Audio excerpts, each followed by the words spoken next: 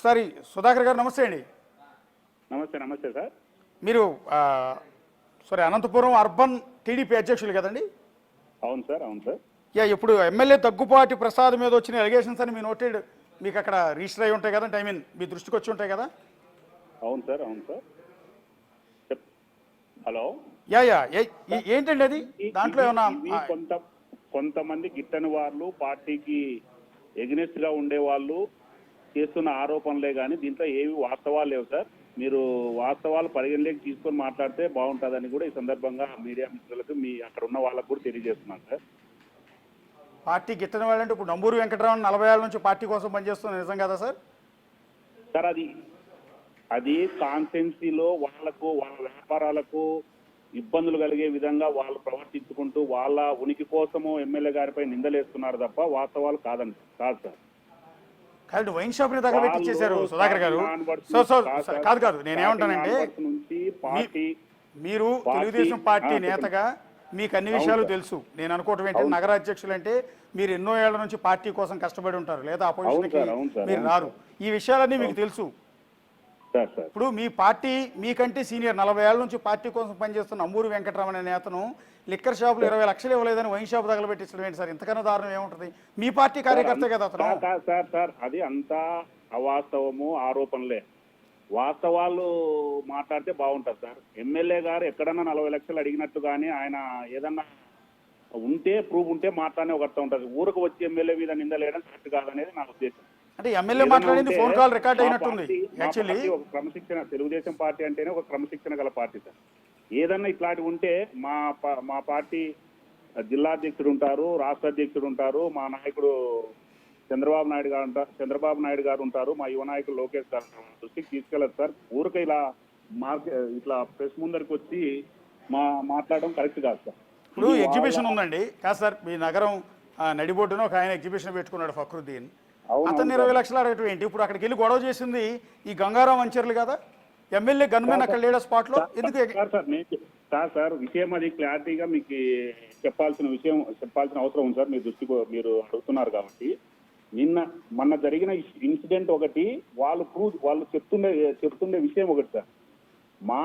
మాకు సంబంధించిన, అంటే మా పార్టీకి ఎవరైతే మీరు అంటున్నారో వాళ్ళ మనుషులకు సంబంధించిన వాళ్ళు ఎగ్జిబిషన్ లోపల ఉన్నారు. వాళ్ళకి డబ్బులు కావాలని ఫోన్ చేస్తే వీళ్ళు పోయిండే మాట వాస్తవం సార్. అక్కడికి డబ్బులు ఇవ్వడానికి లోపలికి వెళ్ళారు. లోపలికి పోతే టికెట్ తీసుకునే పోవాలా, లేకపోతే లేదంటే మేము ఇట్లా డబ్బులు ఇవ్వడానికి వచ్చాము వాళ్ళని పిలిపిస్తే, అంటే ఆల్రెడీ ఆయన అక్కడ వాంటెడ్గా వాళ్ళు గొడవలు పెట్టుకొని ఒకరికొకరు ఇష్యూ చేసుకొని దాన్ని ఎమ్మెల్యే విందుకి, చిన్న పిల్లల మధ్య గొడవ దాన్ని ఎమ్మెల్యే విందుకి రుద్దడం ఎంతవరకు సంబంధం సార్?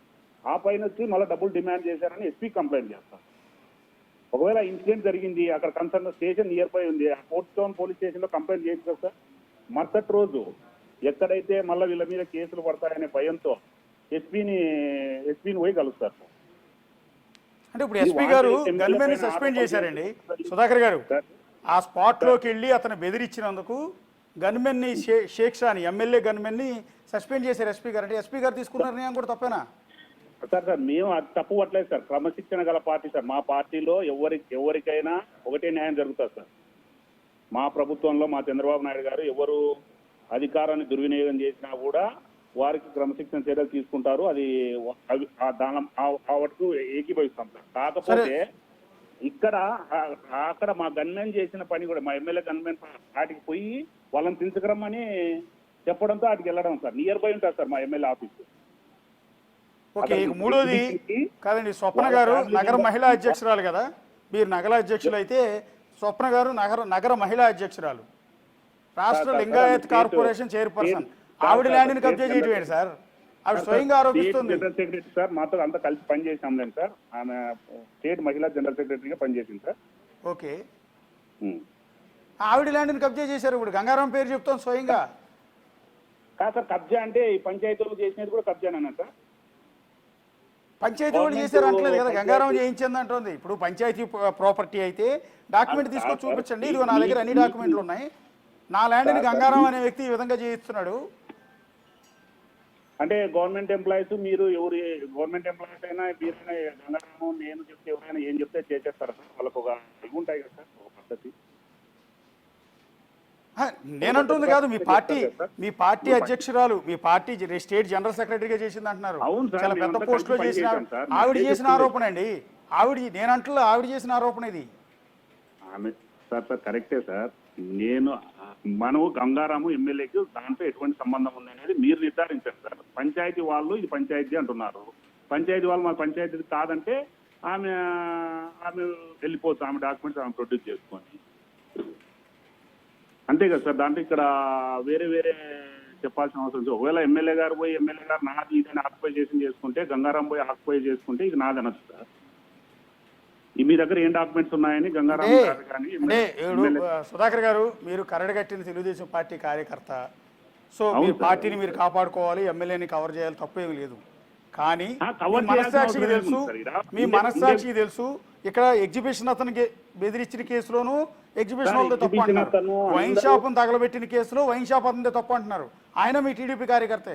ఇక్కడ స్వప్న ఆవిడ నా ల్యాండ్ కబ్జా చేశారు అంటే ఇక్కడ ఆవిడ తప్పు అంటున్నారు సార్. ఇక్కడ విషయాన్ని ఒకసారి మీరు చెప్పండి సార్. మేము తప్పనట్లేదు, ఎవరు చేశారనేది మేము అడుగుతున్నాం సార్.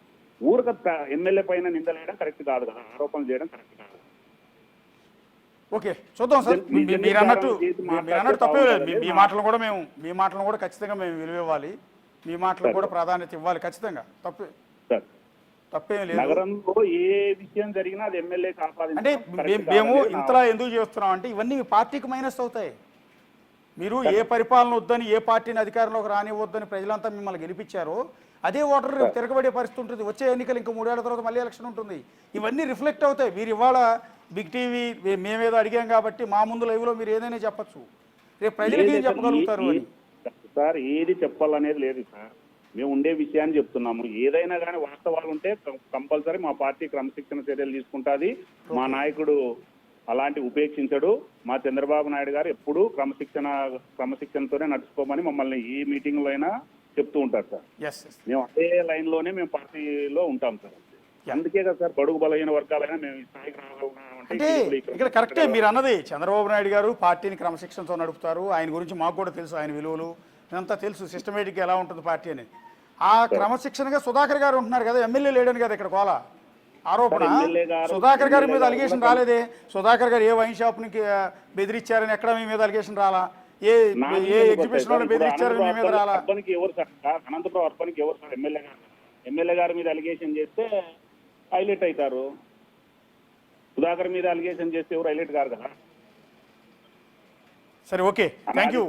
అనాది కాలంలోనే, తక్కువ కాలంలోనే ఎమ్మెల్యేగా గెలవడము, రాజకీయంగా ముందుకు రావడము, రాజకీయంగా బలోపేతం కావడము, ఇక్కడ అభివృద్ధి కార్యక్రమాల్లో చురుగ్గా పాల్గొనడము, ఇలాంటివి జరుగుతుండడంతో ఎక్కడెక్కడ స్థిరత్వంగా ఏర్పడతాడనే ఉద్దేశంతోనే ఇలాంటి బురదల కార్యక్రమాలు చేస్తున్నాయి సార్.